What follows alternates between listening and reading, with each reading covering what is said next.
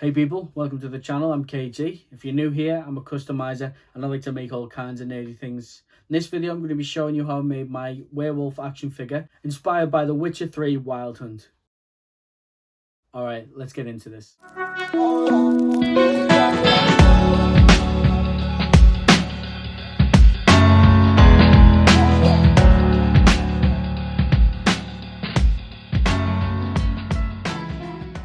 I recently picked up this Geralt of Rivia action figure from McFarlane Toys.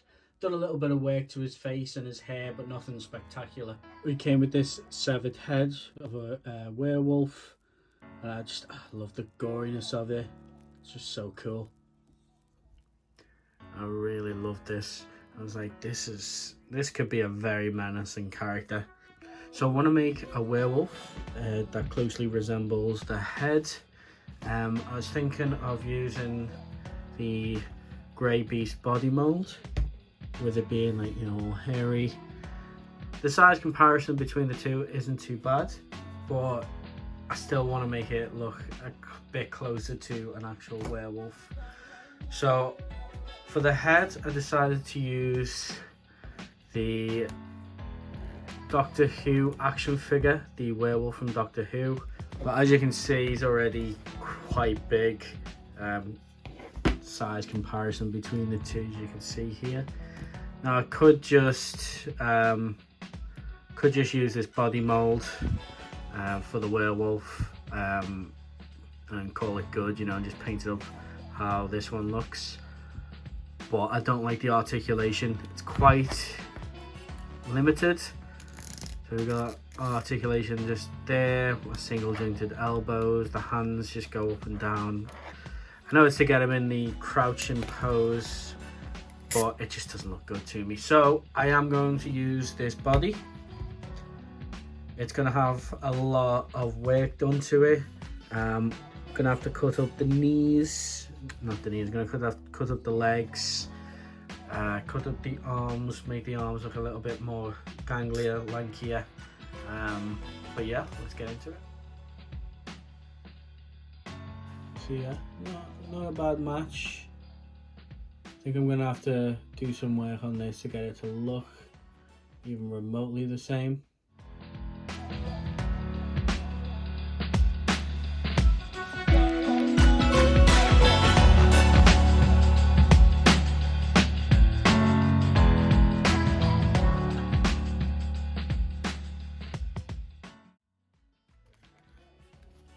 Oh god. That looks absolutely It's so tiny. And that's not too bad, that doesn't look too bad. But that looks like a stump. Look at that. Stumpy.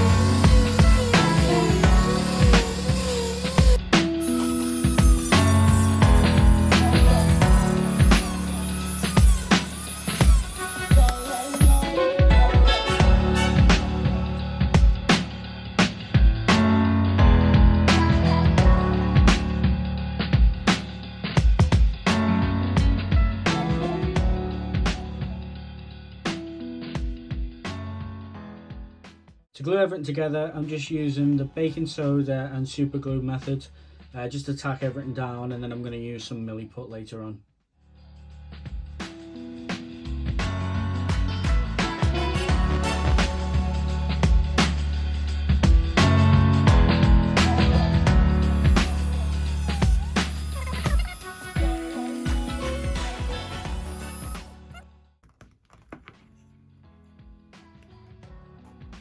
Oh, pretty menacing, if you do ask me. If you ask me. If you do ask me, what the f...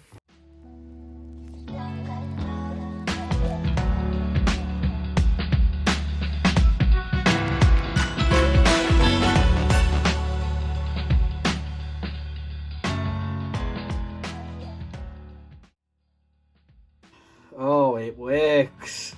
Oh, and it works very well. I'm actually really shocked at how well that worked.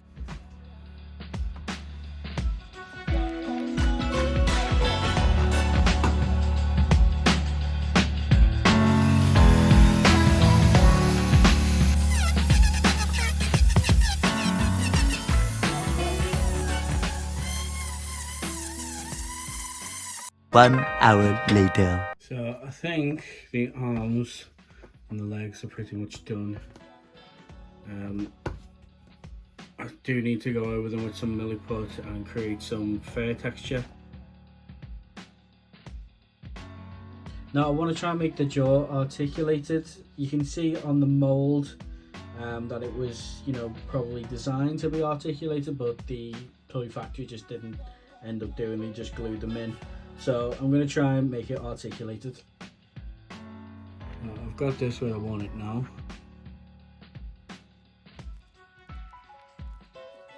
I've got that bar glued in now. That looks a bit messy. This figure didn't come with a right hand that I liked the look of. I wanted it to be like open palm. So I'm going to try and cut this one up and make it an open palm hand. This hand took a bit more work than I first expected it to, as you can probably tell. I had to put some metal wires in there to get the shape a little bit more correct. I'm going to go over this with some milliput to hopefully get it to match this hand. Probably not going to be perfect, but I think that hand looks pretty cool, to be honest.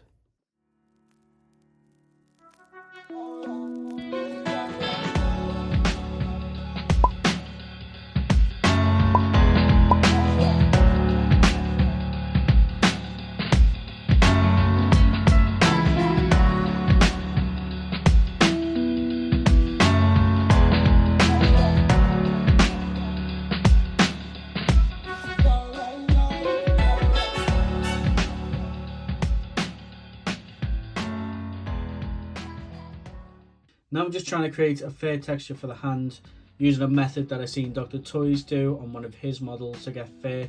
If you want to check that out, I'll leave a link to his video in the description. I'm really pleased with the results.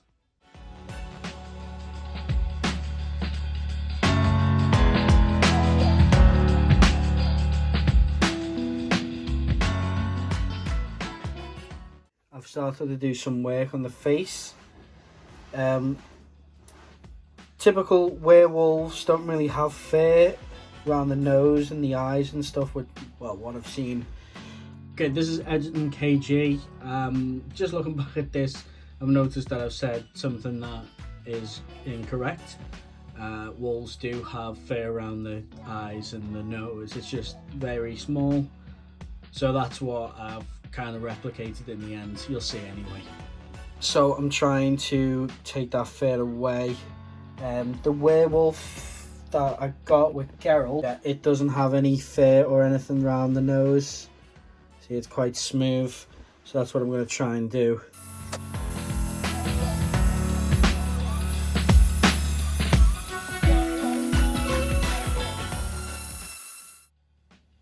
Not sure how well I've done, but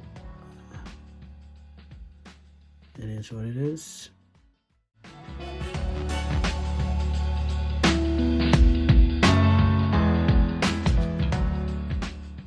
So now everything's ready for a prime.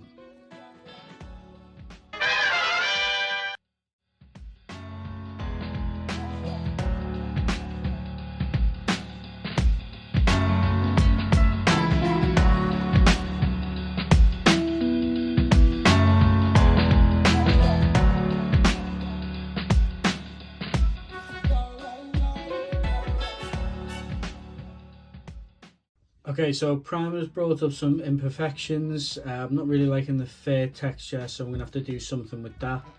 As you can see by the head as well, I'm not feeling the shape and the lines that I've put in it just don't look right, so I'm going to have to bring some more milliput in and try and resolve this. I think I really like how that brow looks now. You can tell. Yeah, it just looks so much better to me. So I'm just going to keep working on this. And well, I think that actually looks really cool.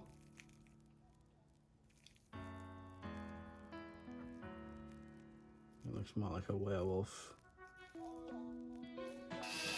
Unfortunately, I have to use the Dremel tool for the fair texture, as it's milliput, it's already hardened, and there's not much I can do.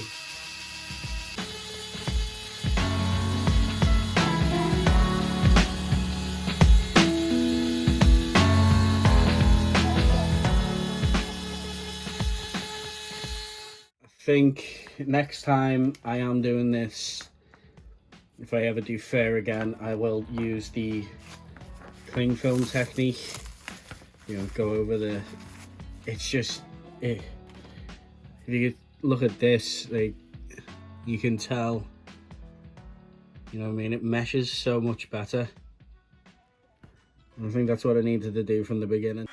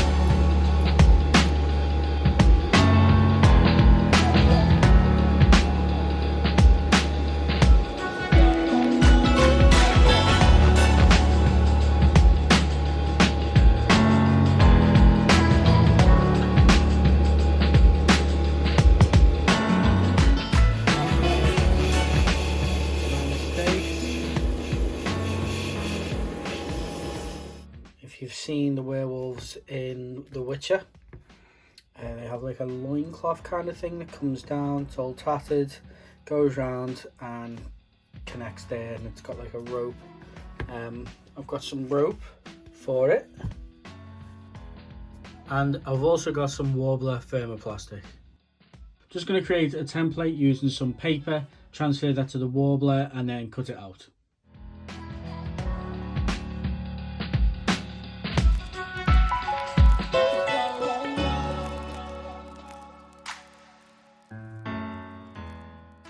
So if you've not heard of this stuff before, if you're not used it before, what you do is you heat it up, it becomes malleable, and then you can shape it into any shape that you want it to be in.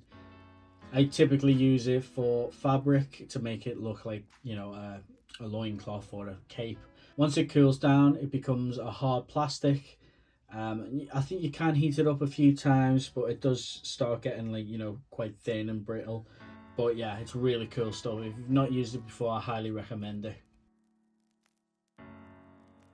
Now, the werewolves in the Witcher universe, or in the game, I should say, usually have bits of armor and rags and things on them. So that's what I'm going to try and replicate. I'm trying to closely resemble Morkvarg, but trying to do it in my own way, if that makes sense. So yeah, that's what I'm going for here.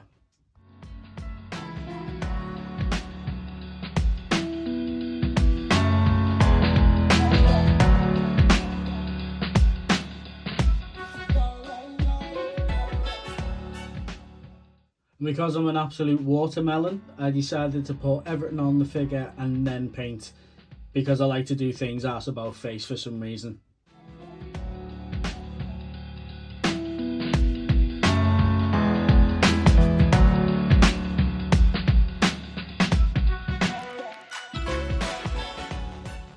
For the loincloth, I opted to paint it green as a bit of a homage to Glenn Webb's Werewolf by Night custom action figure. If you haven't checked that out, I'll leave a link in the description. I'm now just dry brushing the figure to try and bring out some of the detail of the fur.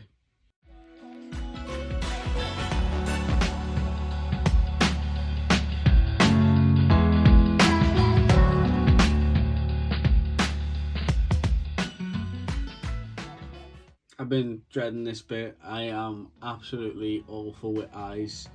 I'm still practicing, still trying to figure it out. If you've got any pointers about painting eyes, please leave a comment down below. I'd really like, to hear from you guys and get some advice on how to paint them for next time.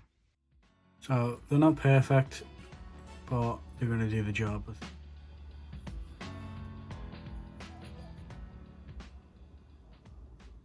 Got the mouth painted white now.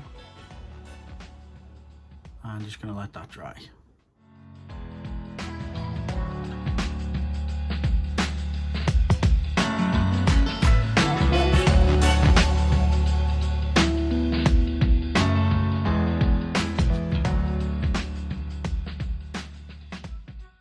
I hit the mouth with a bit of a black wash just to bring out some definition in the teeth.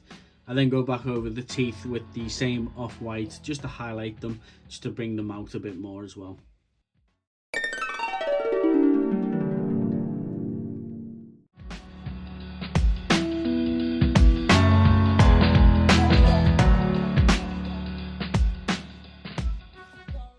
With the same black oil wash that I use for the teeth, I'm going to go over the whole figure just to unify everything, bring it all together.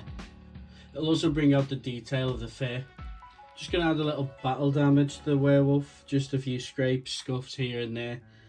I think it'll just bring it to life, it'll make it look a little bit better. And yeah, I think pretty much done. Just for that extra little bit of detail, I'm going to coat like the mouth and the eyes in resin. I'll even do the scrapes and scuffs as well. A few of them will have a bit of UV resin over them, just to make them look just a little bit more alive, a bit more real.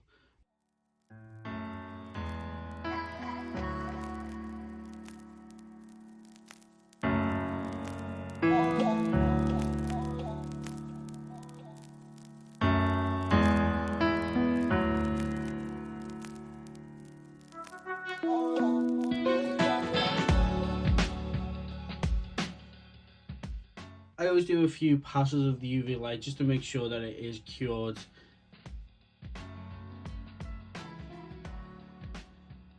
Now with these tiny little details done, the werewolf is finished.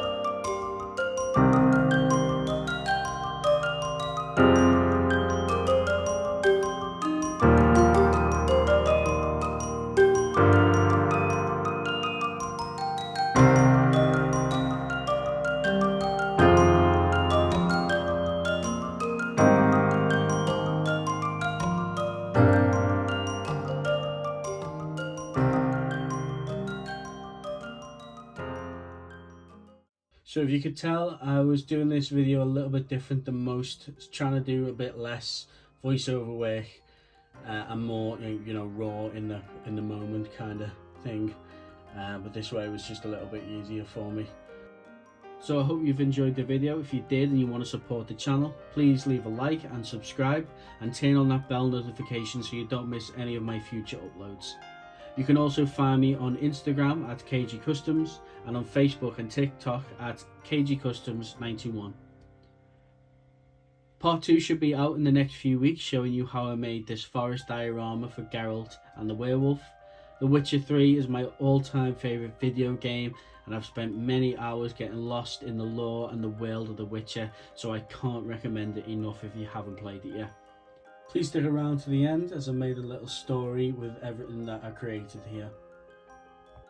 Again, I'm KG, and thank you so much for watching. No matter where you are in the world, I hope you have an amazing day, and always remember to stay nerdy. I'll catch you in the next one.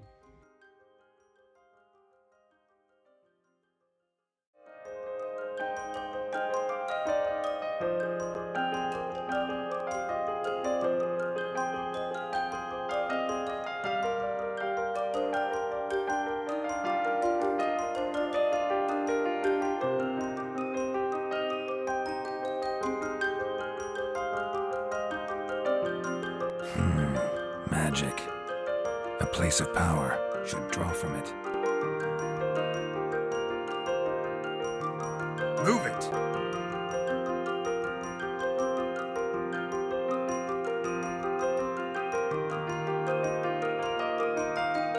Damn, you're ugly.